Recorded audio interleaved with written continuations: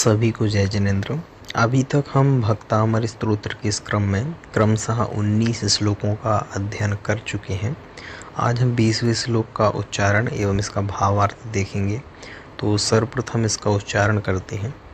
ज्ञानम यथा त्वयि विभाति कृतावकाशम नैवं तथा हरिहरादिषु नायकेषु तेजः स्फुरन्मणिषु याति यथा महत्त्वं नैवं तु काच सकले किरणाकुलेपि। तो देखिए क्या कहते हैं। ज्ञानम यथा, यथा मतलब जिस प्रकार, ज्ञानम ज्ञान अथवा जैसा ज्ञान, त्वयि विभाति कृतावकाशम, त्वयि का मतलब होता है तुम मैं अथवा आप मैं कह लें। तो ज्ञानम यथा त्वयि यानी ज्ञानम यानी ज्ञान, यथा जिस प्रकार, त्वयि यानी आप में तुम में, विभाति कृतावकाशम यानी विभाति का मतलब होता है शोभायमान होता है। कृतावकाशम, कृतावकाशम मतलब कि अवकाश को प्राप्त करता है तुम में, वह संपूर्ण पदार्थों को जानने वाला ज्ञान। तो कहना क्या चाहते हैं, कहना ये चाहते हैं कि ज्ञानम यथा त्वयि विभाति कृतावकाशम यानी जो वह ज्ञान है संपूर्ण पदार्थों को जानने वाला, वह त्वयि यानी तुम में, विभाति यानी शोभायमान होता है। अर्थात आप संपूर्ण सब द्रव्यों के उनकी अनंत पर्यायों को जानने वाले हो, ऐसा कहना चाहते हैं ना। तो ज्ञानम यथा त्वयि यानी तुम में, विभाति यानी शोभायमान होता है अथवा अवकाश को प्राप्त होता है। और क्या कहते हैं, नैवम तथा यानी तथा मतलब यथा तुम में पाया जाता है, तथा यानी उसी प्रकार, नैवम ऐसा नहीं है अथवा नहीं पाया जाता, हरिहरादिषु नायकेषु यानी हरिहरादि, हरिहरादि यानी जो अन्य कुदेवी देवता हैं उनमें, उन नायकेषु उन नायकों में अथवा उन प्रकार के देवी देवताओं में, नैवम यानी नहीं, इस प्रकार से नहीं पाया जाता।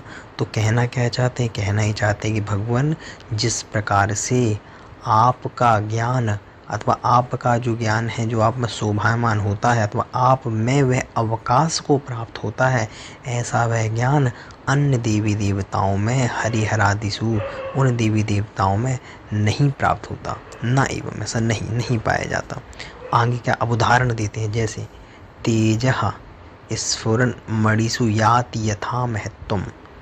कह रहे हैं तेजः मणिषु, मणिषु का मतलब होता है मणियों में, मणियों में तेजः यानी तेज, याति यथा महत्त्वम जिस प्रकार से महत्व को प्राप्त होता है, अथवा जो मणियाँ होती हैं उनमें तेज होता है, तो उसी के लिए कह रहे हैं तेजः यानी तेज, मणिषु यानी मणियों में, यथा यानी जिस प्रकार, याति महत्वम महत्व को प्राप्त होता है, नैवम यानी उस प्रकार से, कांच सकले किरणाकुलेपि, कांच सकले मतलब कहा है कांच के टुकड़े में, कांच सकले यानी कांच के टुकड़े में, किरणाकुलेपि, किरणाकुल का मतलब होता है किरणों से अगर वहाँ पे सूर्य का प्रकाश आदि भी है, उस प्रकार के लिए कह रहे हैं कांच सकले कांच के टुकड़े में, किरणाकुलेपि यानी प्रकाश होते हुए भी, नैवम नहीं प्राप्त करता। कह रहे हैं कि भगवान जिस प्रकार से मणि में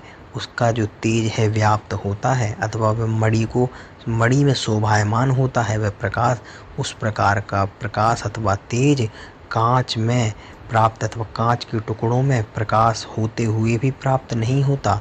उसी प्रकार भगवान यह जो ज्ञान है आप में अवकाश को प्राप्त हो रहा है और वह ज्ञान शोभायमान हो रहा है, उस प्रकार का ज्ञान हरिहरादिषु नायकेषु यानी हरिहरादि नायकों में, देवताओं में प्राप्त नैवम इस प्रकार से प्राप्त नहीं होता। तो कितना अच्छा यह अर्थ है। इसका भावार्थ भी देखिए। हे सर्वज्ञ देव, विश्व के समस्त तत्वों को जानने वाला आप जैसा केवल ज्ञान अन्य देवों में नहीं पाया जाता है, सच है महामणियों में पाए जाने वाला तेज कांच के टुकड़ों में नहीं पाया जाता। तो इस प्रकार से इसका संपूर्ण अर्थ हुआ। सभी को जय जिनेंद्र।